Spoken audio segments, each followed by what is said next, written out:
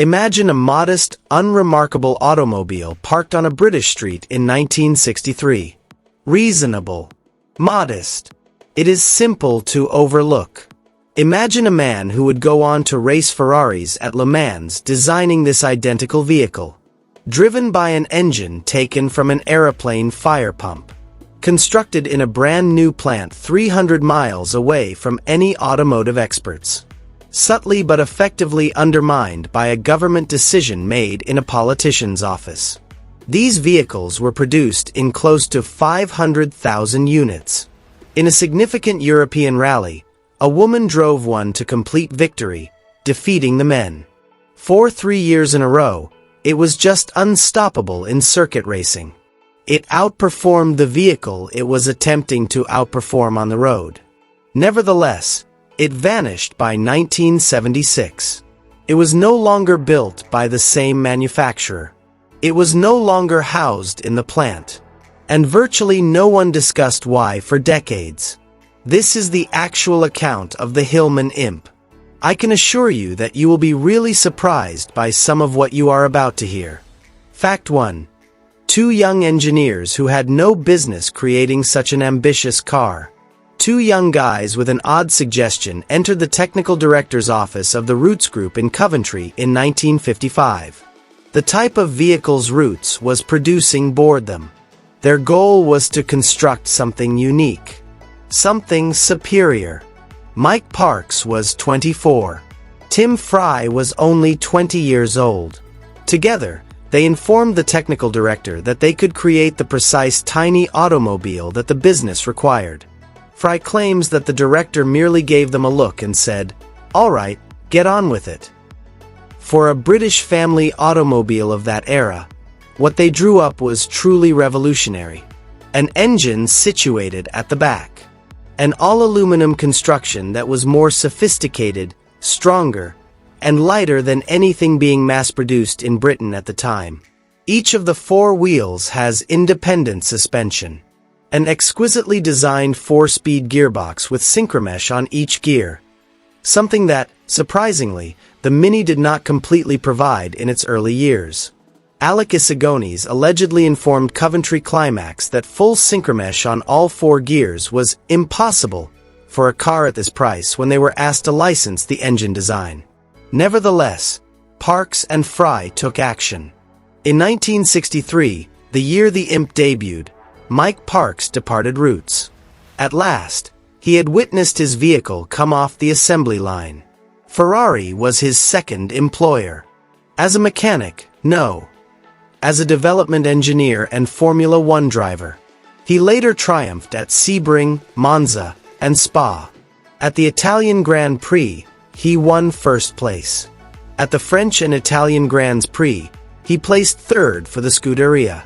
Your family runabout was created by a man of that caliber. That is not a minor issue. This is the section, however, that is hardly ever mentioned in written history. There was more to the Imp's engine than just a creative drawing board. It originated from a fire pump. Additionally, its fire pump had already won Le Mans races. This is when it gets really weird, so stay with me. Fact 2. The engine that won at Le Mans despite coming from a fire pump. Roots lacked a little engine of their own. The smallest Hillman engine ever produced was more than 1,100 cubic centimeters, which was too big and heavy for what Parks and Fry were constructing. Thus, they searched outside the organization. The Coventry Climax FW engine was what they discovered. This little aluminium device, which was first created as a lightweight fire pump motor for airfields and emergency services, ended up in racing cars, where its exceptional lightweight and dependability made it well known. A Coventry Climax-derived engine in the Lotus Elite won the Efficiency Trophy, the index of performance at Le Mans, 6 times in a row. In order to keep the center of gravity as low as possible, Roots reworked this racing-derived fire pump engine in all-aluminum alloy for mass production and leaned it sideways at a 45-degree angle inside the engine bay. The engine, gearbox, and entire machine weighed a mere 170 pounds. In contrast, The majority of steel engines from that era weighed almost twice as much. Double Formula One world champion Jack Brabham was especially impressed with the engine when he tested the Imp during its May 1963 introduction. He described it as having complete freedom from vibration and an eagerness to turn at high revs, which he did not anticipate from a family vehicle. He observed that it could be easily wound up to 7,000 revolutions per minute. That is a feature of a racing engine. In a 508-pound vehicle. Fact 3. It was considering hatchbacks before they were given names. In 1963, opening a tiny car's boot required removing the rear lid and cramming bags into a cramped space. That was just the way it was done. The Imp took a different approach. The top of the entire back window was movable. You could use the glass aperture to load items straight into the back of the car by swinging it upward and folding the back seat forward. In his road test in May 1963, Jack Brabham especially emphasized this feature, stating that luggage can be put into the car with the greatest of ease. In Britain, the concept of a compact car with an opening rear hatch was so uncommon that reporters at the time really had trouble explaining it. The foundation of what Parks and Fry had created was this pragmatic idea that little cars should be able to carry objects just as effortlessly as huge ones.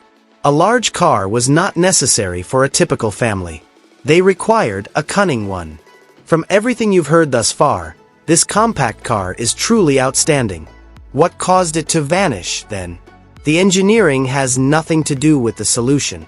It all stems with a decision made in a London government office and a plant constructed in an area that had never produced an automobile. Fact 4. The government's decision that worsened everything. Coventry was the obvious choice for Rootes when they needed a new plant to construct the Imp because they already had a skilled workforce and supply networks there. In fact, Rootes held sufficient property there, adjacent to their Wrighton-on-Dunsmore facility. The government refused, citing the high unemployment rate in central Scotland. Clydeside's traditional sector, shipbuilding, was fast dwindling. The region was under political pressure to create more manufacturing jobs. Significant financial assistance were made available to Rootes, but only if the new factory was constructed at Linwood, Renfrewshire, close to Paisley. The issue was basic. The skills, rhythms, and disciplines needed to create vehicles and ships are completely different. Former shipyard workers made up the majority of Linwood's workforce. They were not incapable. They had expertise in a completely different field. It required time to train. The quality declined. The logistics were particularly challenging. Engines were cast at Linwood, transported by train to Coventry for assembly, and then brought back to Scotland to be installed in the vehicles. After that, the finished cars had to return south for distribution.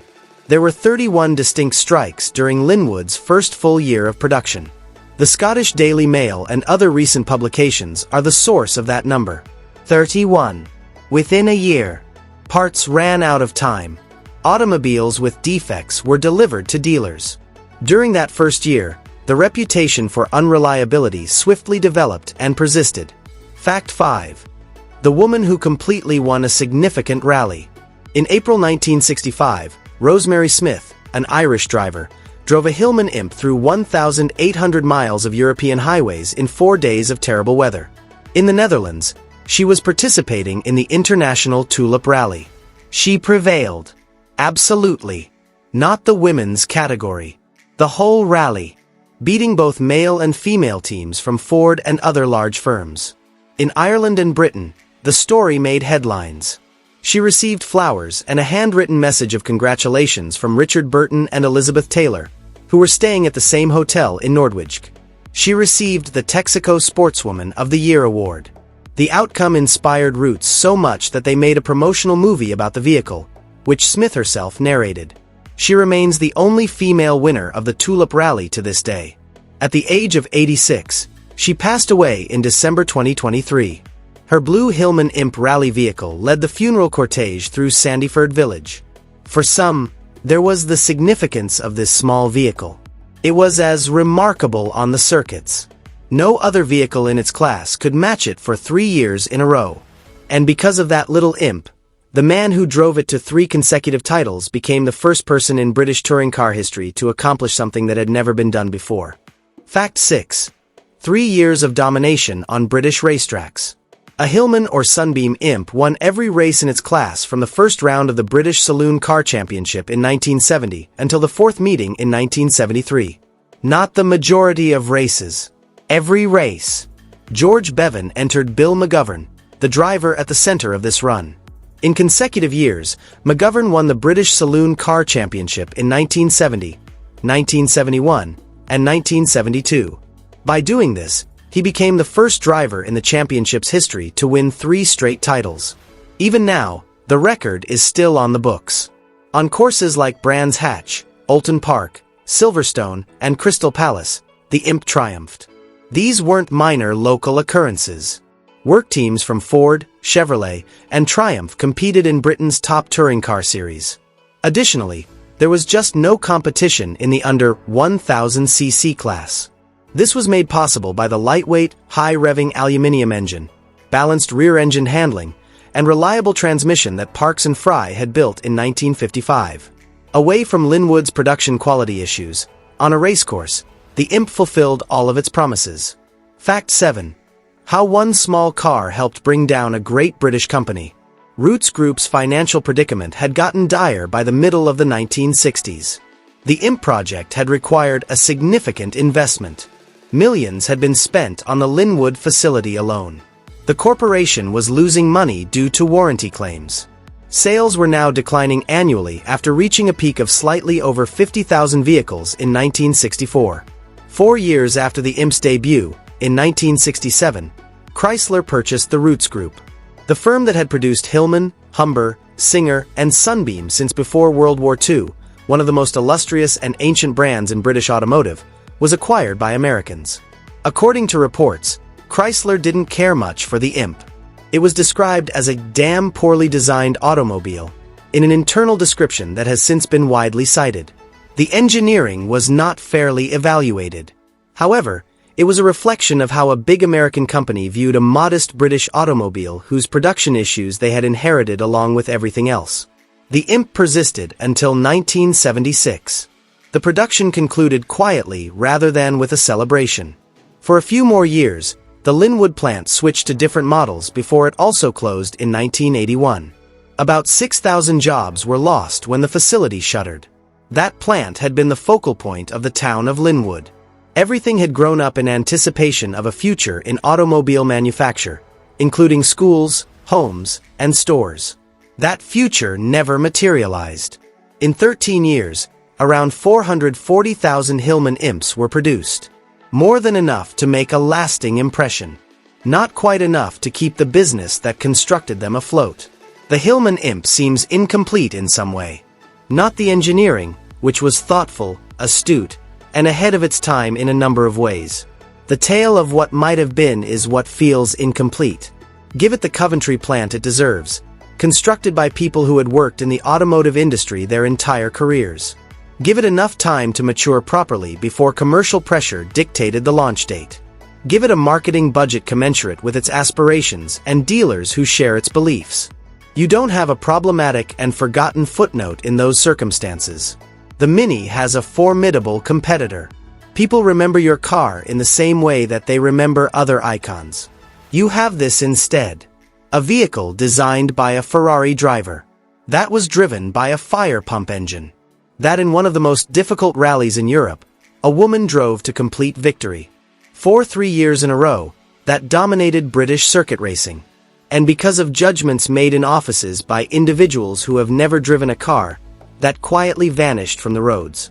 Better was what the Imp deserved. Even at the time, the majority of owners were aware of this. And if you have the opportunity to drive one today, don't pass it up. You'll know exactly what all the commotion was about in roughly 0.5 miles. And you'll realize exactly what was lost, most likely for the first time. Did you grow up with or own a Hillman Imp? Perhaps a neighbor down the street or your parents owned one. All of the comments are worth reading, so please share your memories. Additionally, share this story with anyone you know who might find it interesting. These vehicles and these tales are worthy of preservation.